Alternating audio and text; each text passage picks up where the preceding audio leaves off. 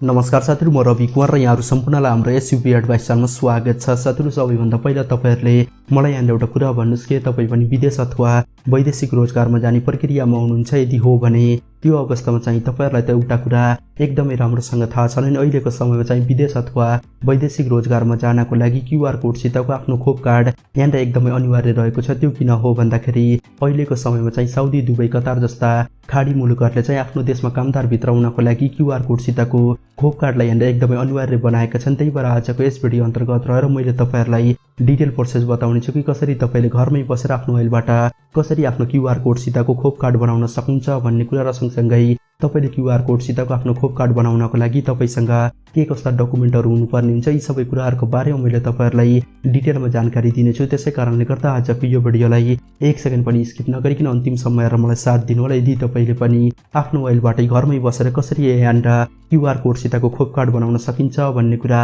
जान्न चाहनुहुन्छ भने यो भिडियोको तलपट्टि रहेको यो लाइकको बटनमा एकचोटि टच गर्नुस् र त्यसपछि यता साइडमा रहेको यो रातो सब्स्क्राइब बटनमा एकचोटि टच गर्नुस् र सँगसँगै आएको यो घण्टीको आइकनमा पनि एकचोटि टच गरेर यहाँ यो अल भन्ने अप्सनमा क्लिक गर्नु होला अथवा टच गर्नु होला र त्यसपछि अब चाहिँ तपाईले यहाँ तलपट्टि देख्न सक्नुहुन्छ एउटा बक्स रहेको छ। तपाईले चाहिँ यो बक्समा टच गरेर यहाँ लेख्नु पर्ने हुन्छ QR स्पेस CODE र त्यसपछि योहरुमा एकचोटि टच गर्नुहोस्।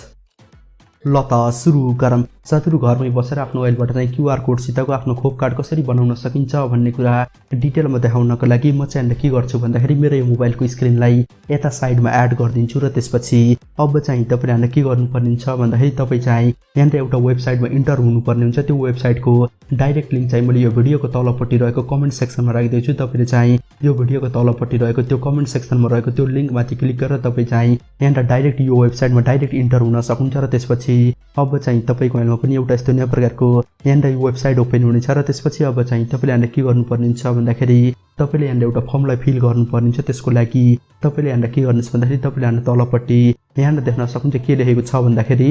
यहाँ के लेखेको छ भन्दाखेरि व्यक्तिगत विवरण लेखेको छ र त्यसको तलपट्टि तपाईले यहाँ देख्न सक्नुहुन्छ तपाईको पहिलो नाम लेखेको छ। तपाईले चाहिँ यी सबै फर्मलाई चाहिँ यहाँ इंग्लिशमा फिल गर्नुपर्ने हुन्छ। त्यसै कारणले गर्दा तपाईले यहाँ जति पनि तपाईलाई प्रश्न सोधिरहेको छ तपाईले ती सबै कुराहरुलाई यहाँ इंग्लिशमा राखेर लेख्नु होला र त्यसपछि अब चाहिँ तपाईले यहाँ के गर्नुस् भन्दाखेरि तपाईले पहिलो नाममा टच गरेर तपाईले यहाँ आफ्नो पहिलो नाम लेख्नु होला र त्यसपछि यदि तपाईको बीचको नाम छ भने तपाईले त्यसलाई पनि यहाँ राख्न सक्नुहुन्छ र त्यसपछि अब चाहिँ तपाईले यहाँ थरमा चाहिँ आफ्नो थर राख्नु होला र त्यसपछि अब चाहिँ तपाईले त्यसको तलपट्टि यहाँ देख्न सक्नुहुन्छ लिङ्ग लेखेको छ। तपाईले यसमा टच गरेर तपाई यहाँ के गर्नुस् भन्दाखेरि यदि तपाई पुरुष हो भने त्यो अवस्थामा तपाईले यहाँ पुरुष सिलेक्ट गर्नु होला र यदि तपाई महिला हो भने त्यो अवस्थामा चाहिँ तपाईले यहाँ महिला सिलेक्ट गर्नु होला र त्यसपछि अब चाहिँ तपाईले यहाँ तलपट्टि देख्न सक्नुहुन्छ यहाँ के लेखेको छ भन्दाखेरि स्थानीय ठेगाना परिचय पत्रमा लेखिए अनुसार लेखेको छ। यसको अर्थ के हो भन्दाखेरि तपाईको नागरिकता अथवा तपाईको पासपोर्टमा चाहिँ तपाईको ठेगाना के रहेको छ तपाईले त्यसलाई यहाँ जस्ताको त्यस्तै राख्नुपर्ने छ। तर हामी मध्ये यहाँ धेरै जसोको के प्रब्लम हुने गर्छ भन्दाखेरि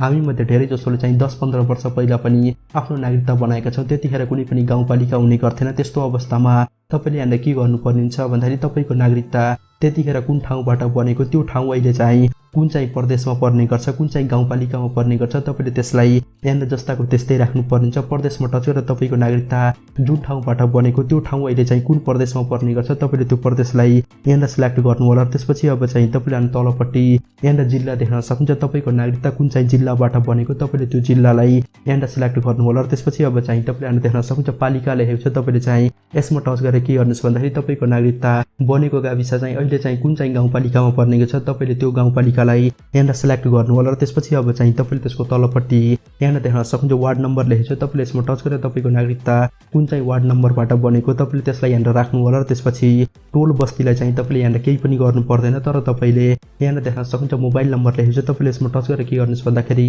तपाईले अहिले आफ्नो मोबाइलमा प्रयोग गरिरहेको आफ्नो सिम कार्डको मोबाइल नम्बरलाई यहाँ जस्ताको त्यस्तै राख्नु होला र त्यसपछि अब चाहिँ तपाईले यहाँ तलपट्टि देख्न सक्नुहुन्छ तत्काल विदेश यात्रामा जाँदै हुनुहुन्छ लेखेको छ। तपाईले यसलाई यहाँ जाँदै छु नै सिलेक्ट गर्नु होला र त्यसपछि अब चाहिँ तपाईले यहाँ तलपट्टि देख्न सक्नुहुन्छ परिचय पत्रको प्रकार लेखेको छ। तपाईले यसमा टच गरेर तपाईले यहाँ पासपोर्ट सिलेक्ट गर्नु होला र त्यसपछि अब चाहिँ तपाईले यहाँ तलपट्टि देख्न सक्नुहुन्छ तपाईको पासपोर्टको नम्बर कति रहेको छ तपाईले त्यो नम्बरलाई यहाँ जस्ताको त्यस्तै राख्नु होला र त्यसपछि अब चाहिँ तपाईले यहाँ देख्न सक्नुहुन्छ जारी गरिएको मिति लेखेको छ। यसको अर्थ के हो भन्दाखेरि तपाईको पासपोर्ट चाहिँ कहिले बनेको तपाईले त्यो मितिलाई यहाँनिर जस्ताको त्यस्तै राख्नु होला र त्यसपछि अब चाहिँ तपाईले यहाँ देख्न सक्नुहुन्छ जन्म मिति लेखेको छ। यसको अर्थ के हो भन्दाखेरि तपाईको डेट अफ बर्थ अथवा तपाईको जन्म मिति कति रहेको छ तपाईले त्यसलाई यहाँनिर जस्ताको त्यस्तै राख्नु होला। तर तपाईले यहाँ के बुझ्नु पर्ने हुन्छ भन्दाखेरि तपाईले यहाँ कसरी आफ्नो जन्म मिति राख्नु पर्ने हुन्छ भन्दाखेरि तपाईले सबैभन्दा पहिला आफू जन्मेको साल राख्नु होला र त्यसपछि तपाईले त्यहाँ ड्यास दिनु होला र त्यसपछि तपाई कुन महिनामा जन्मिनु भएको तपाईले त्यो महिनालाई यहाँनिर राख्नु होला र त्यसपछि तपाई कुन गतेमा जन्मिनु भएको तपाईले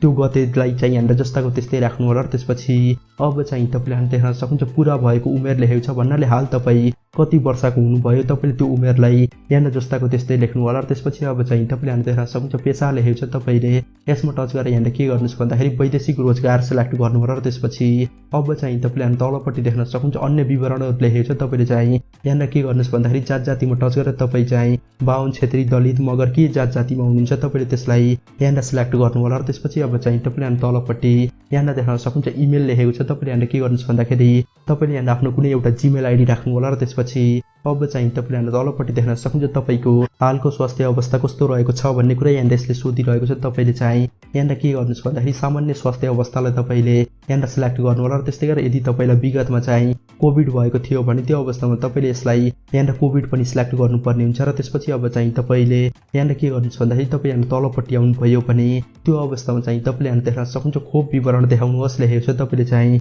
यहाँनिर के गर्नुस् भन्दाखेरि पहिलो डोजको अगाडिपट्टि रहेको यो बक्समा टच गरेर तपाईले यहाँ यसलाई टिक लगाउनु होला र त्यसपछि अब चाहिँ तपाईले यहाँ तलपट्टि देख्न सक्नुहुन्छ खोपको प्रकार लेखेको छ। तपाईले चाहिँ यहाँनिर टच गरेर तपाईले यहाँ के गर्नुस् भन्दाखेरि तपाईले यी मध्ये कुन चाहिँ खोप लगाउनु भएको छ तपाईले त्यो खोपलाई यहाँनिर सिलेक्ट गर्नु होला र त्यसपछि अब चाहिँ तपाईले यहाँ तलपट्टि देख्न सक्नुहुन्छ ब्याच नम्बर लेखेको छ। तपाईले चाहिँ यसमा टच गरेर तपाईले आफ्नो खोप कार्डको ब्याच नम्बरलाई यहाँनिर जस्ताको त्यस्तै राखिदिनु होला र त्यसपछि अब चाहिँ तपाईले यहाँ तलपट्टि यहाँनिर देख्न सक्नुहुन्छ खोप लगाएको मिति लेखेको छ। तपाईले पहिलो डोज चाहिँ कुन मितिमा लगाउनु भएको थियो तपाईले त्यो मितिलाई अथवा त्यो डेटलाई यहाँनिर जस्ताको त्यस्तै राख्नु होला र त्यसपछि अब चाहिँ तपाईले यहाँ के गर्नुस् भन्दाखेरि तपाईले कुन जिल्लामा कुन प्रदेशमा र कुन पालिकामा चाहिँ र त्यस्तै गरेर तपाईले कुन यहाँनिर खोप केन्द्रमा आफ्नो पहिलो डोज लगाउनु भएको थियो तपाईले त्यसलाई यहाँनिर जस्ताको त्यस्तै राख्नुपर्ने हुन्छ। त्यही भएर म चाहिँ यी सबै इन्फर्मेसनलाई जस्ताको त्यस्तै राखिदिन्छु र त्यसपछि अब चाहिँ तपाईले यहाँ तलपट्टि देख्न सक्नुहुन्छ तपाईले दोस्रो डोज कहिले लगाउनु भएको थियो र तपाईले दोस्रो डोज चाहिँ कुन चाहिँ खोप लगाउनु भएको थियो तपाईले त्यसलाई यहाँनिर लेख्नुपर्ने हुन्छ। जस्तै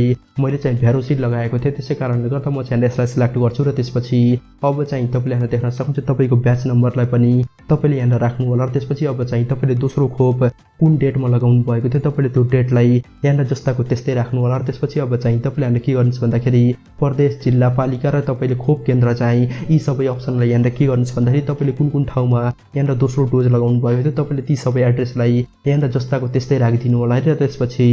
अब चाहिँ तपाईले यहाँ के गर्नुपर्ने हुन्छ भन्दाखेरि अब चाहिँ तपाईले यहाँनिर तलपट्टि देख्न सक्नुहुन्छ अपलोड फाइल लेखेको छ। तपाईले यसमा टच गरेर तपाईले यहाँ के गर्नुस् भन्दाखेरि अब चाहिँ तपाईले यहाँ आफ्नो नागरिकताको अगाडिपट्टि र पछाडिपट्टिको भागको यहाँनिर फोटो खिचेर तपाईले त्यसलाई यहाँनिर अपलोड गर्नु होला र त्यसपछि अब चाहिँ तपाईले त्यसको तलपट्टि यहाँनिर देख्न सक्नुहुन्छ तपाईको पिपी साइज फोटो लेखेको छ। यसको अर्थ के हो भन्दाखेरि तपाईले यहाँ आफ्नो पिपी साइज फोटोलाई पनि यहाँनिर अपलोड गर्नु होला यो अपलोड फाइल भन्ने अप्सनमा टच गरेर र त्यसपछि अब चाहिँ तपाईले यहाँनिर तलपट्टि देख्न सक्नुहुन्छ तपाईको खोप कार्डको फोटो लेखेको छ र त्यसको साइडमा रहेको यो अपलोड फाइल भन्ने अप्सनमा टच गरेर तपाईले यहाँ के गर्नुस् भन्दाखेरि तपाईले यहाँ आफ्नो खोप कार्डको फोटोलाई पनि यहाँ अपलोड गर्नु होला र त्यसपछि अब चाहिँ तपाई यसरी तलपट्टि आउनु भयो भने त्यो अवस्थामा अब चाहिँ तपाईलाई यहाँ तपाईको कबुलियतनामा माग्ने छ। तपाईले त्यसलाई यहाँ के गर्नुपर्ने हुन्छ भन्दाखेरि अब चाहिँ तपाईले यहाँ तलपट्टि आउनु भयो भने त्यो अवस्थामा तपाईले यहाँ देख्न सक्नुहुन्छ डाउनलोड गर्नुहोस् यहाँ क्लिक गरेर लेखेको छ। तपाईले चाहिँ यसमा एकचोटि टच गर्नुहोस् र त्यसपछि अब चाहिँ तपाईको मोबाइलमा एउटा यस्तो खालको यहाँ उस चाहिँ डाउनलोड हुनेछ र त्यसपछि